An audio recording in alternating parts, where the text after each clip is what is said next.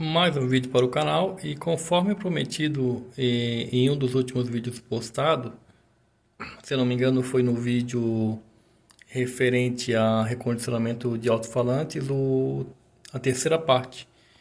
Eu falei que eu ia tentar gravar um vídeo referente à aquisição de parâmetros de alto-falante de uma forma caseira, fácil, relativamente fácil, né, com equipamentos simples e que possam trazer um norte aí para a construção de caixas, né, para a gente não ter que trabalhar no escuro, até porque sem saber os parâmetros de um alto-falante, eu não aconselho ninguém a tentar investir num projeto porque seria tentativa e erro e a chance de dar errado é quase que 100%, tá? Para não dizer que é 100% de erro, mas pelo menos uma caixa base reflex, a chance de sucesso é mínima, tá? Então, aqui eu tenho um pequeno aparato montado, o qual é possível a gente ter uma ideia, né, dos parâmetros, né? Lógico, com uma precisão assim, não muito grande, né? Mas para a gente ter um norte, né, de como o alto-falante vai se comportar na caixa, isso aqui já é bastante suficiente, tá? Então, assim, pessoal, o que eu tenho aqui não é nada de novo, tá? O que eu vou apresentar para vocês aqui, isso aí já vem lá da década de 60, né? Onde engenheiros chegaram à constatação que um alto-falante instalado em uma caixa acústica, ele acaba se comportando como não só um transdutor, né? Não só como uma bomba de ar, mas ele, nos terminais dele, a gente acaba tendo um comportamento de filtro, né? Em função da frequência de ressonância do alto-falante, a gente acaba tendo um comportamento de filtro no sinal elétrico, ou seja, a impedância do conjunto varia, né, conforme a sintonia da caixa, conforme o conjunto ele vai variando, né? Por exemplo, se pegar esse alto-falante instalado numa caixa com um certo volume, uma certa sintonia, vai ter uma determinada curva de impedância.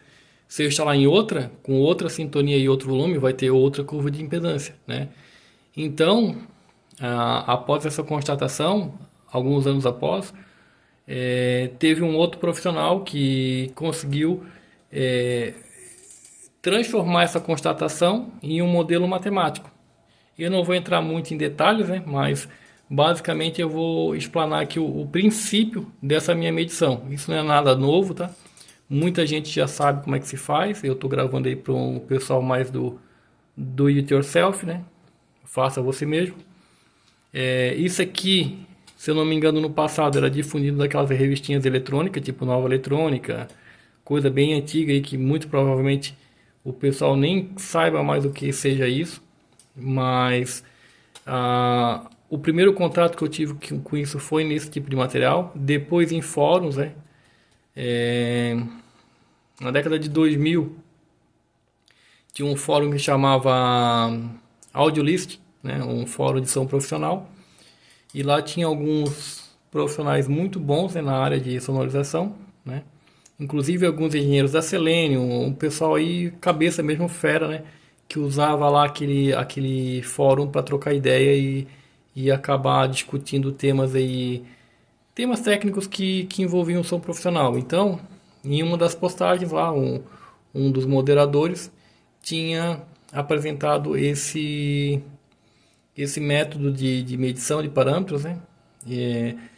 Assim, na época eu já não consegui tirar isso do papel, porque por mais engraçado que pareça, mas para eu conseguir lá em 2001, 2002 ter acesso a um multímetro, um milivoltímetro, né, com uma certa precisão acessível, né?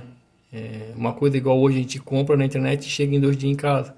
Antigamente não era assim, tu tinha que pegar um ônibus, tinha que ir numa loja de eletrônica, tinha que ter a sorte de ter um equipamento lá, né?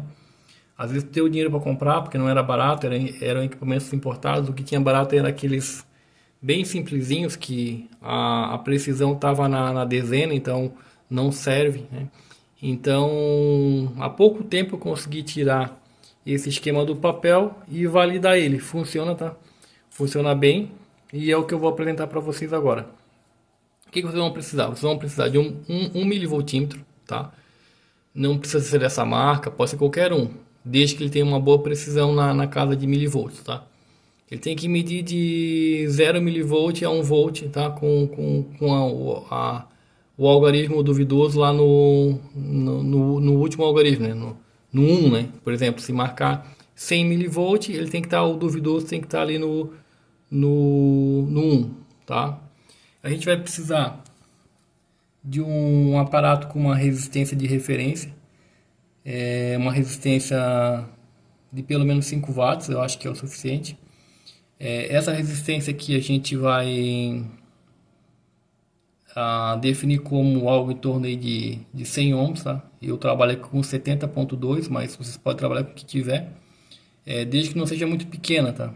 Tem que ser mais ou menos uma relação de 10 por 1 da impedância do alto-falante. Como normalmente eu meço alto-falante de 8 ohms, aqui eu tenho uma relação aproximada de 10 para 1, tá? E o esquema elétrico dessa ligação é esse aqui, tá? O que a gente tem aqui? Tem uma fonte de sinal, que vai ser qualquer tipo de amplificador, tá? Pode ser qualquer amplificador que você tiver aí, onde você vai gerar um sinal senoidal, né? Você vai ter que ter um computador, né? Um celular ou alguma forma de gerar esse sinal senoidal. E você vai ligar esse resistor de referência, que é aquele resistor verdinho ali, e insere com o seu alto-falante, que aqui está representado por essa carga complexa, né? Onde tem o R e o L ali, que é a impedância Z do alto-falante, tá? A gente vai precisar de pontas de provas V1 e V2. Como eu estou trabalhando só com um multímetro, né? Eu tenho que ficar alternando a ponta ali, né, para medir. Então o GND está aqui embaixo, tá, pessoal? O GND está aqui embaixo, né? A minha referência de terra está aqui embaixo, então eu meço a tensão aqui e aqui, tá? Então do que se trata o teste, né? Eu tenho uma planilha já com todos os cálculos já montados na planilha. Eu vou disponibilizar num link no vídeo, tá? Para quem quiser baixar a planilha e trabalhar em cima da minha planilha. Então o que você vai ter que levantar? Você vai ter que levantar basicamente tensões V2 e tensões V1, né, variando a frequência do gerador, né? Para que eu vou variar a frequência do gerador? Porque eu tenho que achar a frequência de ressonância do alto-falante. Então aqui a gente tem um comportamento padrão da curva de impedância de um alto-falante em função da frequência. Quando a frequência é abaixo do Fs, o Z, né, do alto-falante que a gente vai medir vai estar muito próximo do Z nominal, né? Vamos supor, se é um alto-falante de 4 ohms, vai estar muito próximo de 4. Quando eu começo a aproximar da frequência de ressonância, esse Z começa a subir, né? Normalmente sobe na casa de 10 vezes a impedância nominal, até chegar no Z máximo. Então a gente, por exemplo, se tem um alto-falante com uma ressonância em 60 Hz, a gente vai começar a medir ali, sei lá, em 30, 35, 40, 45, 50, 51, 52, 53, 54, 55, 56, até chegar no 60. Quando a gente chegar no 60, a gente vai ter uma inflexão da curva, né? A gente vai começar a diminuir os valores, né? Vai começar a baixar 65, 70, 75, 80, até essa curva estabilizar próximo do Z nominal novamente, né? Então a gente conseguiu definir a curva de impedância do alto-falante ao ar livre, né? O importante é que vocês deixem o alto-falante num apoio, alguma coisa suspensa, assim, para ele não ter interferência da bancada, da superfície que você estiver testando. E assim, tudo isso aí é pequeno sinal, tá? A gente, por exemplo, eu normalmente aplico 1 volt, né, de entrada, 1 volt, 1 volt e meio, para eu ter aqui no V2 algo em torno aí de 100, 200 mA. Eu tenho uma tensão aí um pouco, bem longe do fundo de escala, né? Mas que não chega a uma tensão muito alta, porque se eu tiver um sinal muito elevado no alto-falante, eu posso ter problema com reflexão. Então a ideia não é essa, a ideia é que não tenha barulho lá no alto-falante, né? A ideia é que eu tenho apenas um sinal para poder excitar o conjunto móvel e eu ter uma referência. Então, a primeira coisa a se fazer é isso, É uma varredura da faixa de frequência, que a gente acredita que o alto-falante esteja dentro, né? Por exemplo, a gente acha que o alto-falante está com 70 Hz de ressonância. Então a gente vai fazer uma varredura ali de 40 a 120, né? É, a primeira fase da aquisição de parâmetros é essa, tá? Uma outra grandeza que a gente tem que levantar é o R do alto-falante, né? Então a gente mede com um multímetro na escala de ohms, né? Na escala que tem o BIP, né? Que é a escala que mede pequenas impedâncias. De preferência você usa a ponteira original do aparelho, porque isso dá diferença, né? Aqui eu estou usando para tensão essas ponteiras com garra, que não dá diferença, mas para medir a resistência da bobina, eu medi com a ponteira original e dá diferença, dá 0,1, 0,2 de diferença. E isso já é o suficiente para dar diferença nos parâmetros também. Tendo isso, a gente vai para o Excel, que é onde a mágica vai acontecer. Deixa eu ligar a tela aqui. Espero que não distorça muito a imagem. Eu estou gravando à noite e gravando tela, então vai ser um pouco difícil, mas vamos lá. Então eu vou estar disponibilizando essa tabela aqui, ó. Ela já tem aqui os cálculos embutidos, tá? Ela tem um gráficozinho aqui do lado que seria a curva de impedância. Como eu eu já fiz aqui uma medição prévia, eu não levantei todos os pontos aqui, eu já tenho certa prática, então eu já vou mais ou menos na frequência de ressonância. Por exemplo, aqui é a frequência de ressonância e aqui são pontos abaixo da frequência de ressonância que são de meu interesse, eu já vou explicar. Então, aqui eu tenho os parâmetros já calculados, mas aqui os dados de entradas. Ali, ó, resistência da bobina eu medi 4.2. Aí o Z máximo é calculado, a planilha calcula. O Z12 a planilha calcula. Aí o diâmetro útil a gente tem que entrar, a gente mede do meio da borda, de borda a borda. A área equivalente ele vai calcular. Essa massa adicionada eu já vou falar a respeito. O FS é a própria frequência de ressonância que a gente descobriu do alto-falante. O FSA é uma segunda frequência de ressonância que está atrelada a essa massa adicionada ao cone. O F1 e o F2 são frequências, isso aqui é importante, a gente já vai chegar nessa F1 e F2. A F1 e a F2 são as frequências nas quais eu vou encontrar a impedância Z1 e Z2. Se a gente for ver o Z1 e Z2, é uma relação aqui entre resistência e impedância, tá? Entre resistência da bobina e a impedância máxima na frequência de ressonância. Tem uma relação ali que é determinada como F1 e F2. Se for ver aqui no meu gráfico, no meu desenho, o F1 e o F2 que tá nesses pontos. É mais ou menos isso aqui. É mais ou menos tipo um valor RMS, né? Da frequência de ressonância. Ela está tanto abaixo quanto acima do FS.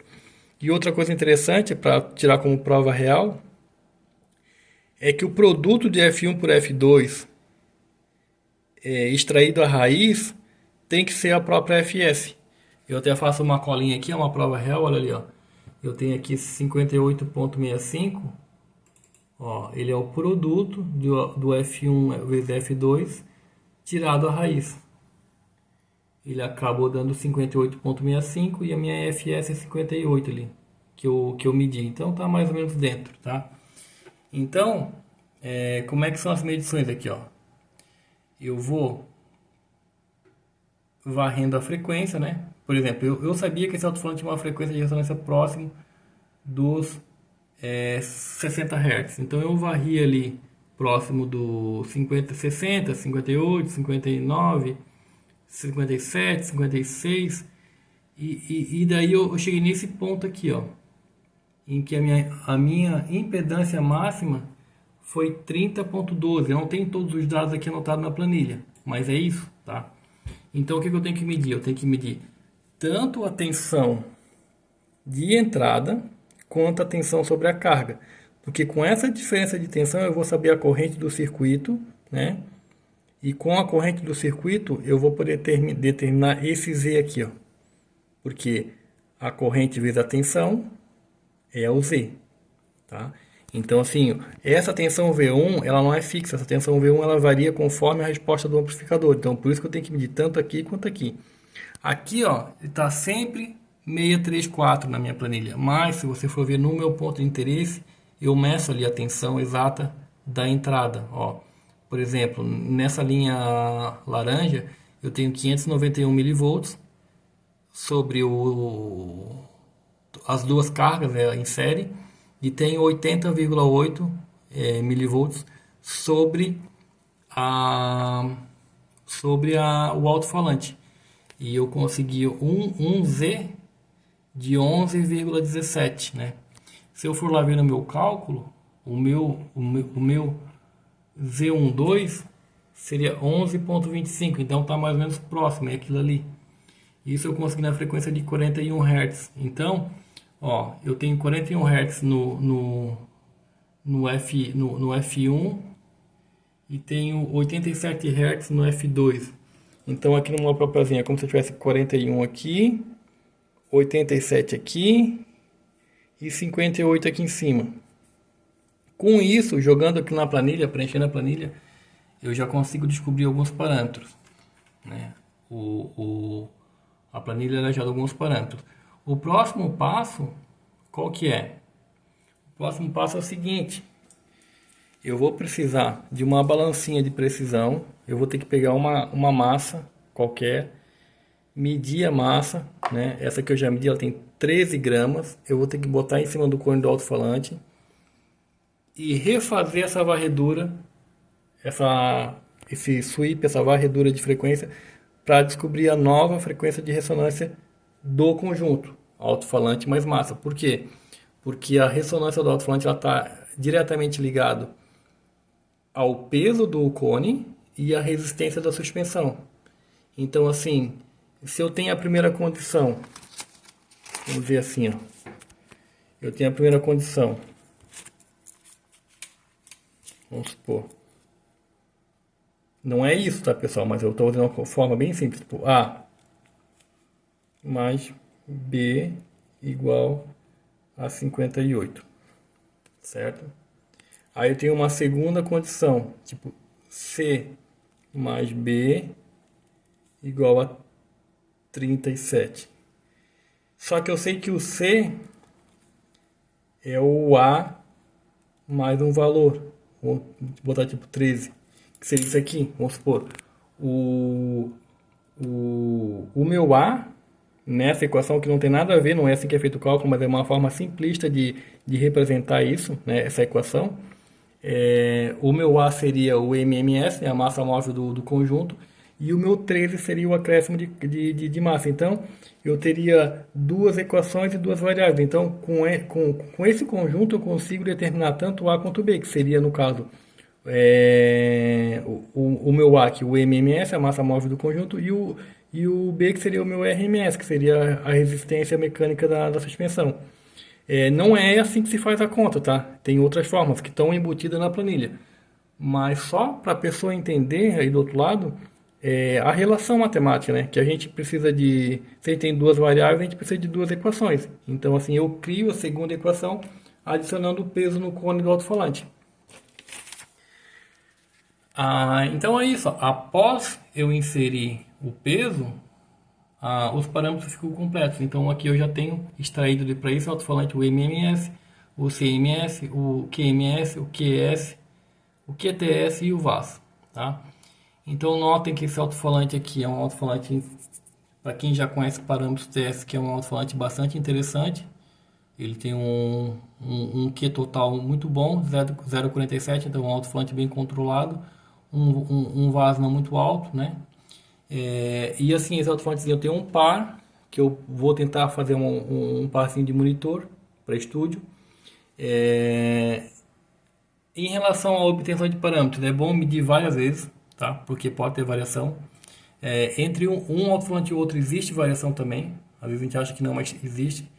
Aqui eu já estou com o INSD aberto. Eu estava inserindo aqui os parâmetros do alto-falante. Deixa eu fechar aqui. Essa curva em vermelho aqui é do outro alto-falante que eu tenho, do par, né? Não desse, do outro que tá guardado, que eu, provavelmente foi o que eu fiz a aferição dos parâmetros. Agora eu vou inserir o segundo, aqui ó, HFA 1499, que é a referência do alto-falante. Eu botei o 2 porque é o segundo alto-falante, tá? Eu já inseri os dados, eu vou simular aqui a caixa para ver como é que fica. Ó, o EBP do alto-falante como é alto, então é um alto-falante para caixa adultada. Vou mudar aqui para a corzinha amarela. Vou deixar a caixa igual do primeiro alto-falante, aqui está com uma caixa de 15 litros e 50 Hz. Ó, aqui o ideal que o software calcula é de 18, então vamos botar aqui, ó, 15 e 50. Bom, a gente vê que tem uma diferença boa de um driver para o outro, né? Vamos ver aqui no SPL, ver se tem grande diferença. Ó, também tem bastante diferença do SPL. Então o que eu vou fazer aqui? Eu vou repetir os testes com o alto-falante vermelho ali, o primeiro alto-falante. Eu acho um dos dois estão errados, tá? Eu acho que na verdade o amarelo tem alguma coisa errada, porque para um alto-falante desse tamanho ele deu uma sensibilidade muito alta. Ó, ainda mais que é um alto-falante de fidelidade, ele não poderia ter dado um SPL de quase 88 dB, né? Esse alto-falante aqui deve dar uns 83, 84 dB no máximo, que está mais próximo desse aqui, ó, dessa medição 84.8. Então, vocês podem tomar essas medições como base, né? A gente vê que não é tão gritante a diferença de um para o outro, mas tem diferença, ou seja, meçam várias vezes, façam média. Se tem alguma medida que você acha que está estranha, meça de novo, né? Porque, voltando aqui à planilha, ela é bem sensível, tá? Principalmente aqui na questão do F1 e do F2, ó. Se eu mudo aqui, por exemplo, se o meu F1 não fosse 40, se ele fosse 41, ó, eu já mudo meu QTS para 48, né? O meu Z máximo, por exemplo, se eu botar aqui 31, sei lá, 31, vamos ver onde é que ele vai interferir. Também interfere no QTS. Enfim, vocês vão ter que ficar mexendo na planilha, né? E conferindo o resultado de vocês. Isso aqui, pessoal, existe software que faz, tá? Da mesma forma que eu apresentei aqui, você faz um conjunto de resistência de referência e liga na entrada P10, a entrada de fone de ouvido ou de microfone do notebook ou do computador. E o software faz uma varredura e ele faz todas essas contas para você. Eu já tentei usar, eu não gostei, não consegui. Acho que ele faz a mesma coisa que a planilha eu tenho mais controle para saber onde é que eu estou errando e onde é que eu estou acertando, tá? Mas enfim, se vocês quiserem tentar, eu não lembro o nome, mas é bem fácil de achar. Se você botar Tile Small, Parameters, aquisição de parâmetro Tile Small, via notebook, via software, tem uma porção de vídeo no YouTube. A minha ideia aqui não é apresentar o software. O software tem vários canais e várias pessoas que já apresentaram de uma forma até bem melhor que a minha. E a minha ideia é apresentar uma forma raiz, prática aqui, né? Com um mínimo de recurso para você poder se virar aí. Às vezes tem uns alto-falantes aí de sucata, ou que não tem parâmetro, ou até mesmo um alto-falante recondicionado que você quer verificar como é que ficaram os parâmetros novos, né? Você faz esse arranjo aqui que ele é bastante útil, tá? Eu não vou dizer que ele é preciso, porque não é. Até se você fizer uma medição, dependendo do nível de tensão que você usar aqui, ele pode dar uma variada, porque assim, ó,